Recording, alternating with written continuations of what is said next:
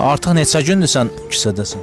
Bugündən demək olar 2 gündür küçədəyim. Yəni heç nə istəmirəm. Dəyərli xalqımdan bir dənə evladıma yardım istəyirəm. Çünki bacarmıram, tək anayım çatdıra bilmirəm.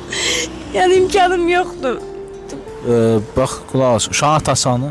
Uşağın atası qəbul eləmir, deyir get pulun varsa dental analiz ver, sübut eləməyimdir, yaxın durmur. DNT ver, sübut elə. Dental ver, sübut elə qəbul eləyim. Nə qədər vaxtı, yəni ailəli olmuş? 5 il bir yerdə yaşamışıq. Saks yox, kəbin yox. Yox, qeyri-rəsmi, yəni qeyri-qanuni yaşamışıq. Bu bəttində 4 aylıq olanda atıb gedib bizi. İşləyib eləyir o? İndi hə, işləyir. Harda işləyir? İndi Bakmil tərəfdə hardasa işləyir.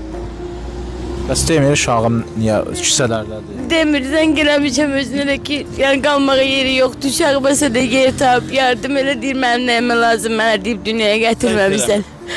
Atıb dövrələrimi bloka. Allah insafı